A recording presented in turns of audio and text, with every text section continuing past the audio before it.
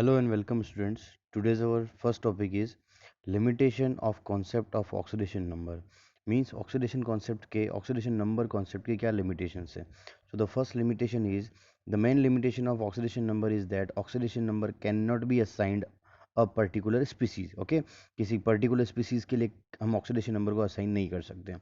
And the number two limitation, the secondary limitation is that in recent past, okay, पहले क्या करते थे, it has been found out that the oxidation process is visualized as a decrease in electron density and reduction process as an increase in electron density around the atom involved in the reaction. जो भी atom reaction में involved हैं उनकी electron density electron density अगर decrease हो रहा है it means it is reduction, and अगर electron density increase हो रहा है okay, तो उसको समझते हैं ऑक्सीडेशन. ओके, रिसेंट पास्ट में. सो these are two limitations of oxidation number concept.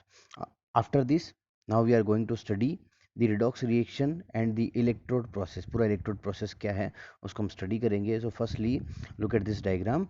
Okay, so there is a beaker in which a copper sulfate solution is filled. Okay, and in this a zinc rod is dipped. Okay, so there is simple as a beaker in which copper sulfate is filled and the zinc rod is dipped in the copper sulfate solution. So what happens in this reaction? Okay, what happens in this reaction? uh, See carefully that the zinc rod is dipped in the copper sulfate solution, means zinc is directly contact with the copper sulfate. Okay, so copper sulfate is Cu plus 2 and SO4 minus 2 in ionic form. So now there are two reactions happens. First thing, zinc rod oxidize and convert into Zn plus 2 ion. Okay, यहाँ पर आप देखिए oxidation number increase हो रहा है. सो Zn convert in Zn plus 2 ion, it is oxidation, and these two electrons which given by the Zn plus 2 ions. Okay, these electron accepted by copper plus 2. Copper plus 2 is where? Copper plus 2 in the copper sulfate solution. Okay, and it's convert into the copper metal है ना. Okay, deposit हो जाएगा कहाँ पर? Zinc rod पे. So these two reactions happen in this process and plus heat is evolve. Okay, ये कोई experiment है, जनरल एक्सपेरिमेंट है suppose. So if zinc rod is dipped in copper sulphate solution. Okay, यहाँ पर आपको clearly visible है. If zinc rod is dipped in copper sulphate solution, redox reaction takes place है ना. कैसे रिडॉक्स रिएक्शन हो रहा है? जिंक का ऑक्सीडेशन हो रहा है, कॉपर का क्या हो रहा है? Reduction. So it means redox reaction. Okay, so when a zinc rod is dipped in the copper sulfate solution, redox reaction takes place, and during the reaction, okay, क्या क्या होता है? Zinc oxidise to Zn plus 2 ion. Okay, zinc oxidise to Zn plus 2 ion. How? Zinc gives 2 electrons and convert into Zn plus 2 ion. Okay, it is oxidation of zinc. Now and copper plus 2 ion. Copper plus 2 ion कहाँ present है बेटा? यहाँ देखो, copper plus 2 ion कहाँ present है? Solution में. और यहाँ से इलेक्ट्रॉन कहाँ आ रहे हैं? ओके, सॉल्यूशन में आएंगे ना, बिकॉज हमारे पास और तो कुछ यहाँ पर अवेलेबल ही नहीं है. सो दैट मीन्स यहाँ से जो Zn प्लस 2 Zn प्लस 2 में कन्वर्ट होगा और 2 इलेक्ट्रॉन कहाँ आएंगे? सॉल्यूशन में. This electron accepted bye copper plus 2, और कॉपर प्लस 2 किस में कन्वर्ट हो जाएगा? कॉपर में कन्वर्ट हो जाएगा. सो नाउ सेम थिंग, ये कॉपर प्लस 2 इलेक्ट्रॉन गेन करेगा और कॉपर में कन्वर्ट हो जाएगा. तो ओवरऑल रिएक्शन क्या हो सकती है?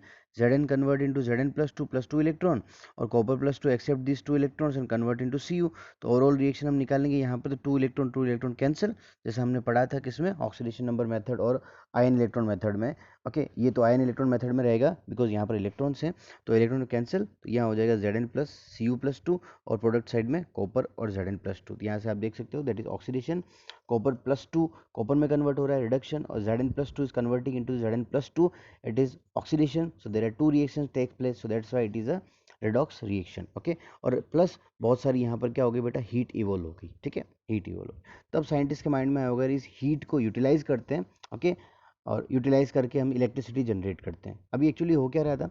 Zinc is directly contact with the copper sulphate solution, so the electron transfer from zinc is directly transfer to the copper plus 2 ion. अगर हम इसको इनडायरेक्ट कर देते हैं, ओके, तो हम यहाँ पर इलेक्ट्रॉन का फ्लो करवा सकते हैं. और you know that when ever the electron flows the electricity conduct. Okay, तो यहाँ से हम इलेक्ट्रिसिटी का फॉर्मेशन भी कर सकते हैं. ओके, तो ये रहेगा बेटा chemical energy to electrical energy. Okay, so now यहाँ से हम देखते हैं कैसे कर सकते हैं.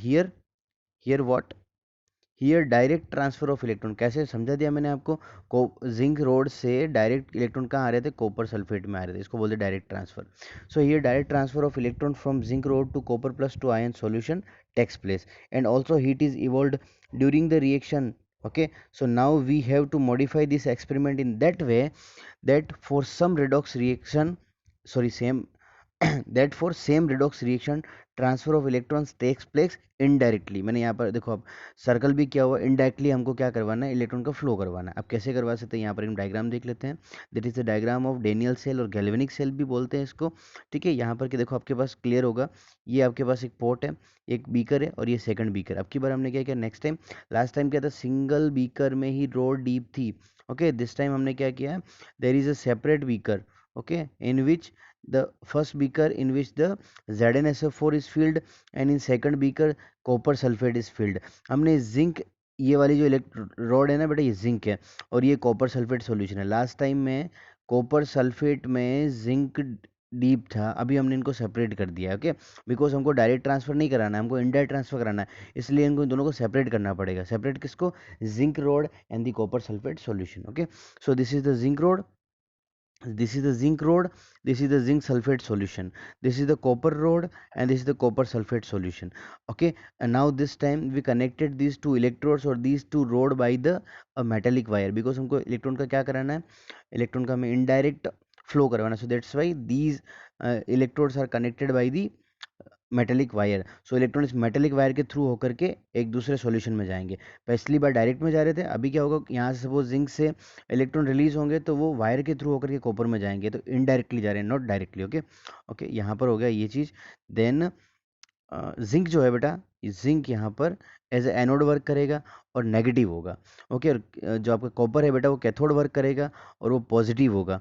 ओके, जनरली जो इलेक्ट्रोलाइटिक सेल पढ़ते हैं उसमें ये एनोड पॉजिटिव होता है और कैथोड नेगेटिव होता है, बट यहाँ पर गैल्वेनिक सेल में that is the anode negative and cathode positive. Okay, and also a meter and the key, यहाँ पर हमने पूरा अरेंज कर दिया है। अभी सिस्टम कंप्लीट नहीं हुआ, अभी यहाँ पर हमने सॉल्ट ब्रिज भी अरेंज कर लिया। There is a salt bridge.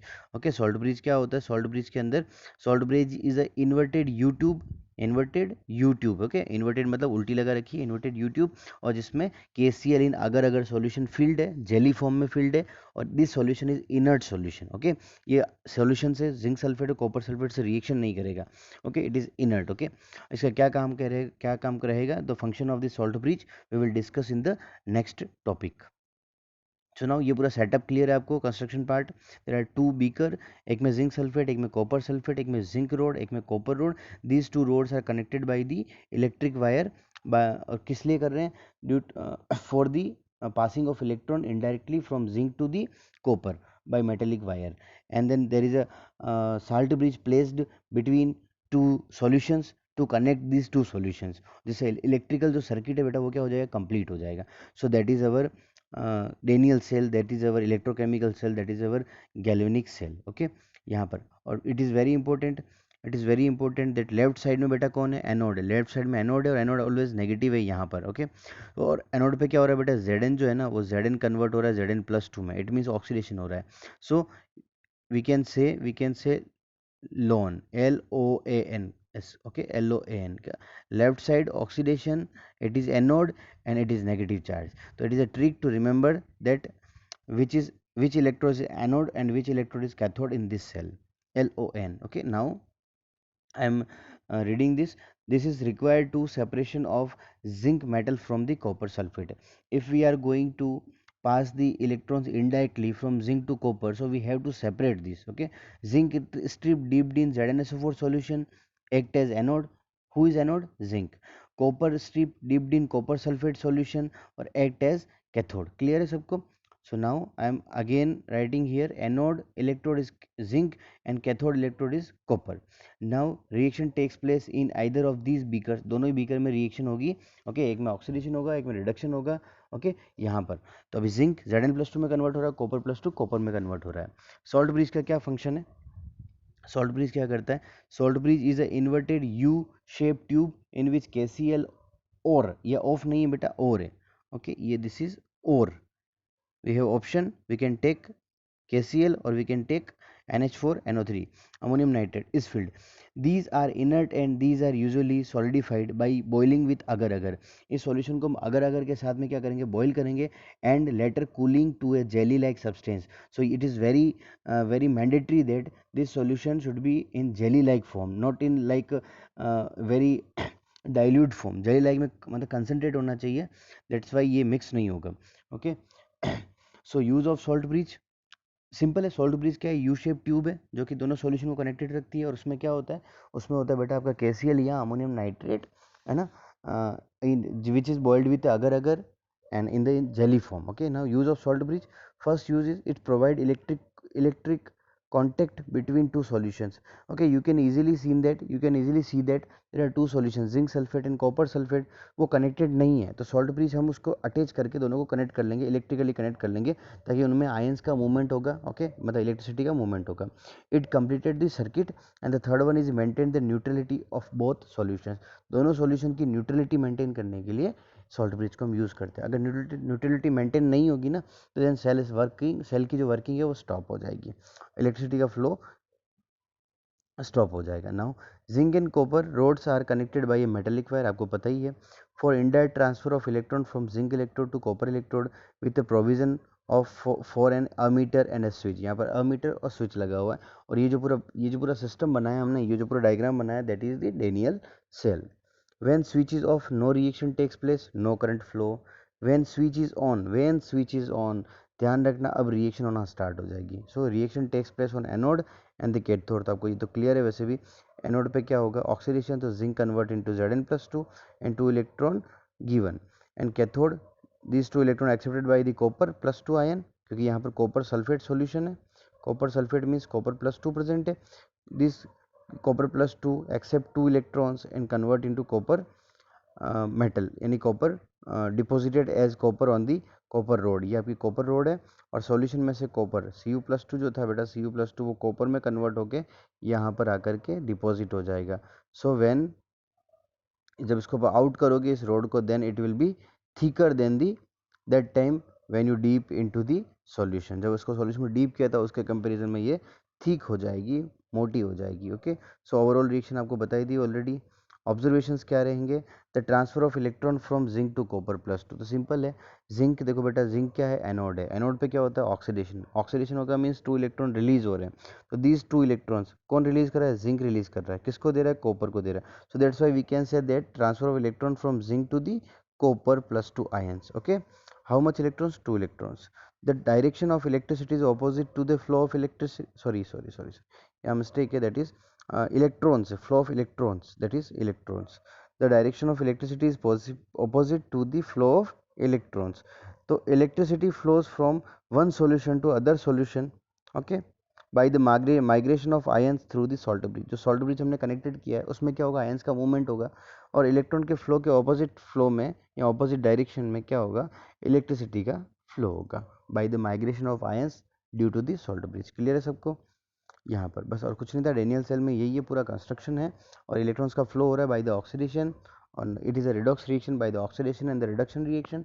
And salt bridge के थ्रू क्या हो रहा है, that migration of ions. So we can say it can conduct the electricity, it can change the chemical energy to the electrical energy. chemical energy कैसे, zinc का oxidation हुआ, copper का reduction हुआ, chemical energy. Okay, and what is electron का flow हुआ, so then we can say electricity is produced. Redox couple क्या होता है, देखो यहाँ पर मैं क्लियर बता देता हूँ रिडॉक्स कपल क्या होता है. ओके, कोई भी ये यहाँ पर चेक कर लो, Zn+2 कन्वर्टिंग इंटू Zn और Cu+2 कन्वर्टिंग इंटू Cu. तो जो भी आइदर रिडॉक्स और सॉरी आइदर कैथोड और आइदर एनोड, जो भी रिएक्शन होती है ऑक्सीडेशन एंड रिडक्शन, उसको जब हम ऐसे लिखते हैं ना, उसको बोलते हैं रिडॉक्स कपल. रिडॉक्स कपल कैसे, it is defined as having together the oxidise and reduce form. अच्छा, यहाँ पर देखो, आप चेक करो, Zn की ऑक्सीडाइज फॉर्म कौन सी है, Zn+2, और Zn+2 की रिड्यूस फॉर्म कौन सी है, Zn. So these two forms are together. These two forms means reduce and the oxidise forms are together of a substance taking part in oxidation और reduction half reaction. ठीक है, ये half reaction लिखेंगे और इसको बोलते हैं रिडॉक्स कपल. किसको बोलते हैं, इसको बोलते हैं. और please okay, please concentrate on the topic that oxidise form before and reduce form after, ऐसा लिखी जाती है. ऑलवेज ऑक्सीडाइज फॉर्म पहले लिखी जाएगी, चाहे ऑक्सीडेशन हो चाहे रिडक्शन हो. Okay, you can see here that is reduction, copper का रिडक्शन हो रहा है, but Cu+2 form, oxidise form पहले लिखी हुई है, then after that reduce form लिखी हुई है। तो ये इसका लिखने का तरीका है, रिप्रेजेंटेशन का एक मेथड है। It is redox couple. Redox couple is what? Redox couple is defined having together the oxidized and reduced form of a substance taking part in oxidation or reduction half reaction. ठीक है. Now the next thing is electrode potential. So what is electrode potential? The potential associated with each electrode is known as electrode potential. किसी भी electrode का जो potential रहता है किसके लिए? इलेक्ट्रॉन को लूज और गेन करने के लिए, that is the electrode potential. Okay. Standard electrode potential तो बहुत ईजी है. स्टैंडर्ड कंडीशन सारी स्टैंडर्ड होनी चाहिए. मीन जो सॉल्यूशन आप यूज़ करें उसकी कंसंट्रेशन कितना होना चाहिए? 1. वहाँ पर प्रेशर कितना, कोई गैस अगर वहाँ पर इवॉल्व हो रही है देन अदरवाइज बोले तो वहाँ पर प्रेशर क्या होना चाहिए? 1 atm एंड टेम्परेचर 298 केल्विन. ये सारी कंडीशंस पे कोई सेल वर्क कर रहा है, दैट मीन्स वहाँ पर जो इलेक्ट्रोड है उसका potential is called electrode, standard electrode potential. Okay. इसको हम स्टैंडर्ड रिडक्शन पोटेंशियल भी बोलते हैं. SRP भी वर्ड यूज़ करूँगा मैं. Okay. In further topics I will I will use the term SRP only, standard reduction potential. Clear है सबको? So now by convention the SRP of hydrogen electrode. अच्छा यहाँ पर एक इलेक्ट्रोड है हाइड्रोजन इलेक्ट्रोड जिसको हम बोलते हैं SHE, स्टैंडर्ड हाइड्रोजन इलेक्ट्रोड. इसके लिए साइंटिस्ट ने जो SRP नोट किया है, जो SRP जो अज्यूम किया है, या ऐसा बोल सकते हैं उसको मान लिया है, that is 0.0 volt. 0.0 volt. Okay. ये इसका SHE का इलेक्ट्रोड पोटेंशियल है. अब आपको एक्चुअली क्या होता है बेटा, जैसे डेनियल सेल है, दैट इज़ द जिंक, उसमें हमने 2 इलेक्ट्रोड यूज़ किए हैं, एक जिंक है और एक कॉपर है ना. इस सिंगल का हम इलेक्ट्रोड पोटेंशियल नहीं फाइंड आउट कर सकते. एक्चुअली हम फाइंड आउट क्या कर सकते हैं? पूरे सेल का इलेक्ट्रोड पोटेंशियल फाइंड आउट कर सकते हैं. Okay. In 12th there is a chapter electrochemistry. In 12th class you will study this topic very briefly. Okay. So अभी इतना नहीं बताएंगे, जितना आपके लिए नीड है उतना ही आपको एक्सप्लेन किया जाएगा. So by convention of SRP, the hydrogen electrode is 0.00 volt. The electrode potential of any electrode is measured by combining it with SHE. Okay. Okay. तो क्या करना है? We can calculate the electrode potential or EMF, है ना, of cell. We can calculate only the EMF of cell. तो आपको कोई भी इलेक्ट्रोड ऐसा आपने ऐड कर लिया तो इन दोनों का जो पोटेंशियल डिफरेंस रहेगा that is the EMF of cell. Okay. Suppose आपने यहाँ पर हाइड्रोजन लगा दिया, दैट मीन्स यहाँ पर हमने कॉपर यूज़ कर दिया. इस टाइम जो टोटल सेल का जो EMF होगा that is depend only copper, because ये तो जीरो है. सो ऐसे करके हम 1 by 1 सभी इलेक्ट्रोड का पोटेंशियल फाइंड आउट करते हैं. ओके. तो SHE, the hydrogen electrode, has 0.00 volt standard reduction potential. ठीक है. The negative value of E means reduction potential, means the redox couple is a stronger reducing agent than H plus H2. Okay. इसका मतलब क्या होगा? जिसकी value negative रहेगी, value negative value, it means उसका जो रिड्यूसिंग प्रॉपर्टी है it is higher than the hydrogen. Okay. Hydrogen का 0.0 वोल्ट है हाइड्रोजन इलेक्ट्रोड का, उससे उसकी हायर होगी, रिड्यूस करने की टेंडेंसी है ना. और and the positive value of E minus, यानी कि स्टैंडर्ड रिडक्शन पोटेंशियल, इसको E नोट भी लिखते हैं और E के ऊपर माइनस साइन भी होता है. The positive value of E minus means that the redox couple is weaker reducing agent than hydrogen. तो सिंपल सी बात है, नेगेटिव वैल्यू है तो रिड्यूसिंग प्रॉपर्टी उस इलेक्ट्रोड की हाई होगी हाइड्रोजन से. And then we can say that if the value of standard reduction potential is positive then it is less reducing agent than the hydrogen. यहाँ पर आपके सामने एक इलेक्ट्रोकेमिकल सीरीज बना रखी है, that is value of SRP of different species. आप check कर सकते हैं. हाइड्रोजन जो है बेटा वो है आपका 0.00, उसके ऊपर जितना भी है ये सब है माइनस में इंक्रीज हो रहा है. मीन्स हम कह सकते हैं एक्चुअल में वैल्यू डिक्रीज हो रही है. और इसके डाउन में बेटा जो भी है ये वाले, ये सारे क्या पॉजिटिव वैल्यूज़ हैं. तो वी कैन से SRP की वैल्यू इंक्रीज हो रही है. तो आपको यहाँ पर देखना है जिसकी वैल्यू जितनी कम है ना नेगेटिव में, ये इंक्रीजिंग ऑर्डर लिखा हुआ है मैंने, तो आप ऐसे भी याद कर सकते हो. आप टॉप टू बॉटम आ रहे हो, देन आप you can say that oxidising character increase हो रहे हैं. ओके. यानी कि उसके ऑक्सीडाइजिंग प्रॉपर्टी इंक्रीज हो रही है. और जब नीचे से ऊपर जा रहे हो down to up, we can say that the reducing property increases. तो आपको क्वेश्चन पूछ लिया what is the most reducing agent, it is Li plus. Li किसी का भी रिडक्शन कर लेगा. ओके. किसी को भी अपने मॉलिक्यूल में से रिप्लेस कर देगा. तो ऐसे एक चीज़ आप ये भी समझ सकते हो दैट ऊपर वाला नीचे वाले को रिड्यूस कर लेता है. ठीक है ना. ऊपर वाला नीचे वाले को रिड्यूस कर सकता है. ये कैल्शियम मैग्नीशियम को, मैग्नीशियम एल्यूमिनियम को, और एल्यूमिनियम जिंक को, क्रोमियम को. But SN can't reduce the NI, PB can't reduce the SN, वो अपर साइड वाले को रिड्यूस नहीं करता बिकॉज उसकी वैल्यू उससे भी ज़्यादा नेगेटिव है, ठीक है ना। एक वन थिंग मोर, किसी का भी ई यानी स्टैंडर्ड रिडक्शन पोटेंशियल जितना हाई है, मीन्स पॉजिटिव में हाई है, उसकी रिड्यूस होने की टेंडेंसी उतनी ज़्यादा होती है, ठीक है ना। It means which species has the higher value of SRP has higher tendency to get reduce, वो रिड्यूस होगा तो सामने वाले को ऑक्सीडाइज कर देगा, so that's why we can say top to bottom oxidising property increase हो रही है, ठीक है। नाउ यहाँ पर हम देखते हैं मोस्ट ऑक्सीडाइजिंग कौन है, F2 है, जो कि F माइनस में कन्वर्ट होता है। ऑलरेडी आप जानते हो यार, F जो होता है उसके पास क्या होता है, साइज इतना स्मॉल है, देन एक सिंगल इलेक्ट्रॉन की नीड है, तो वहाँ पर इलेक्ट्रॉन का जो गेनिंग होगा वो बहुत ही पावरफुल के साथ पावरफुल होगा, so that means we can say that ये इलेक्ट्रॉन गेन कर रहा है, इसका रिडक्शन हो रहा है, तो इसके रिड्यूस होने की टेंडेंसी बहुत हाई है। नाउ कुछ क्वेश्चन है आपके सामने, that arrange the following metals in order in which, आज एक बात याद रख लेना, यहाँ पर आपको इस सीरीज को एटलीस्ट पढ़ना है, इसको लिखना है, इसको समझना है, ये आपको बहुत यूजफुल रहेगी। सो अपर साइड वाला डाउन साइड वाले को रिड्यूस कर सकता है, ठीक है, और वैल्यूज आपके सामने हैं, हाइड्रोजन 0.0, उसके अपर साइड सारे क्या हैं, नेगेटिव, और उसके नीचे वाले सारे पॉजिटिव हैं, हाइड्रोजन भी डाउन साइड वाले में ही है। तो आपके सामने यहाँ पर है Al, Cu, Fe, Mg और Zn, ठीक है ना, ये है आपके, इनको आपको अरेंज करना है। अरेंज किस बेसिस पे करना है, that is the basis is SRP। और कैसे अरेंज करना है, order of which they displace each other atom, दूसरे को डिस्प्लेस कर सकें। तो firstly right the values, aluminium का है -1.66, कॉपर प्लस 0.34, Fe -0.44, Mg -2.36 और Zn का वैल्यू है 0.76 -0.76।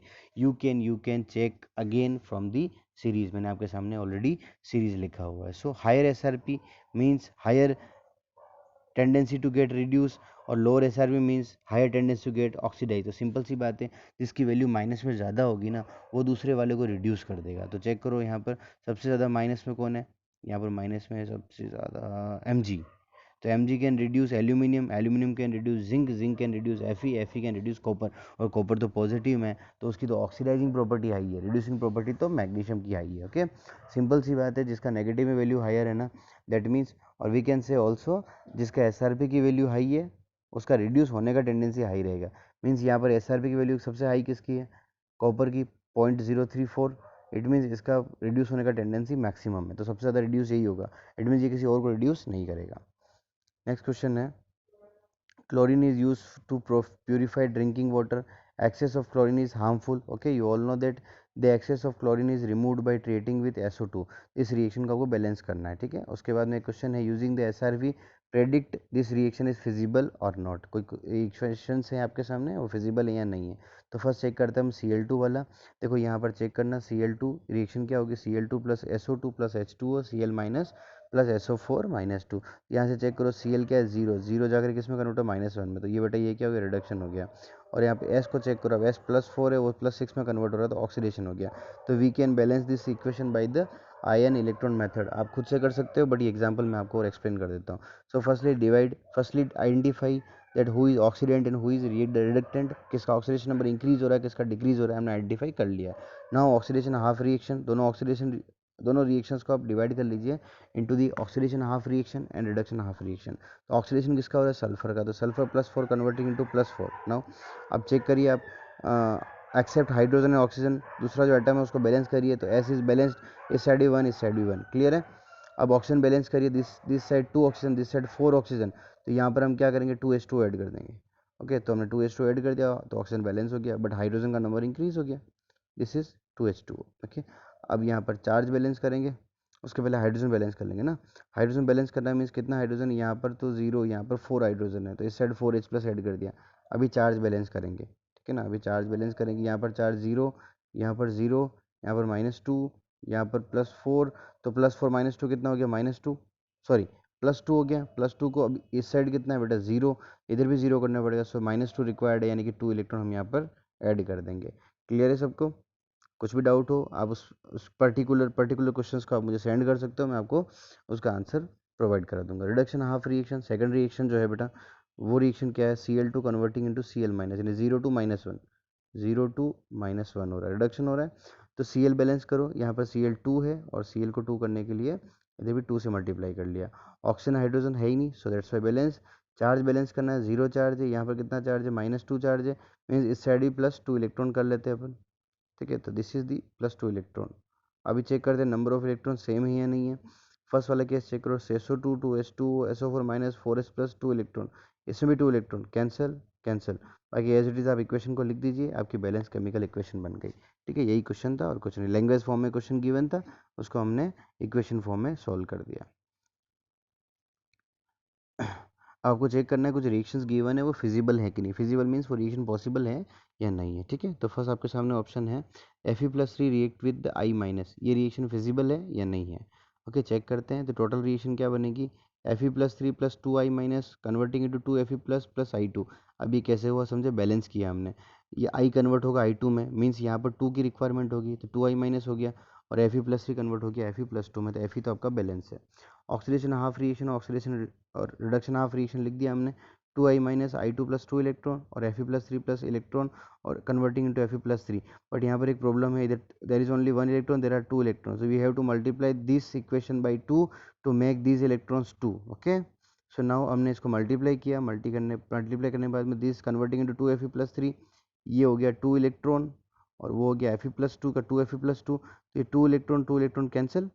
अब क्या बचेगा, Fe+3 2I- Fe+3 2I- converting into Fe+2 and I2, electron cancel, बाकी सब हमने नोट कर ही लिया। So this is the equation. अब बस समझेंगे हम इस चीज़ को, ठीक है ना, कैसे आप चेक कर सकते हो अपनी जो भी टेबल है उसके अंदर, दैट इज में वैल्यू भी वहाँ पर आपको गिवन है। सो E0 जो होता है बेटा I2 के लिए वो होता है -0.04, और जो Fe के लिए बेटा वो है 0.77 वोल्ट, ठीक है। अभी आपको ई सेल फाइंड आउट करना है, तो ई सेल आप कैसे फाइंड आउट कर सकते हो बेटा, E cell is equal to E cathode minus E anode, ये आपको फॉर्मूला ध्यान रखना है, ई नोट स्टैंडर्ड है, तो E cell is equal to E cathode minus E anode. अब कैथोड का जिस पे क्या होता है बेटा, रिडक्शन होता है, और एनोड कौन है जिस पे क्या होता है बेटा, ऑक्सीडेशन होता है। चेक करो, ऑक्सीडेशन वाली फर्स्ट, यानी कि ये कैथोड हो, ये एनोड हो गई और ये कैथोड हो गई, तो कैथोड माइनस एनोड करना है। कैथोड की वैल्यू कितनी है, -0.04, सॉरी माइनस, सॉरी प्लस का 0.77, +0.77, इसमें से माइनस करेंगे, किसको करेंगे, -0.04 को, ये प्लस हो जाएगा, दोनों को ऐड कर दो, कितनी वैल्यू आएगी आपकी, 0.77 वोल्ट, और ये हो जाएगा माइनस ई कैथोड माइनस ई एनोड, तो ये हो गया +0.23 वोल्ट। अच्छा, ई नोट की वैल्यू किस में है, ई नोट की वैल्यू है बेटा आपकी, ई नोट की वैल्यू है बेटा आपके पॉजिटिव में, means this reaction is feasible, this reaction is feasible. Clear है सबको। तो यहाँ से हम ऐसे किसी भी रिएक्शन का फाइंड आउट कर सकते हैं। ई नोट अगर पॉजिटिव है then it is feasible, negative है तो वो फिजिबल नहीं होगी। ओके, तो ये भी आप ध्यान रखना, E cell is equal to E cathode minus E anode, cathode minus anode करना है, इट इज़ वेरी इजी, और ये हो जाएगा। देन अब नेक्स्ट क्लास में यहाँ पर चैप्टर फिनिश होता है। Okay, after that you can do the homework and all, if you have any doubt you can ask me. Thank you so much.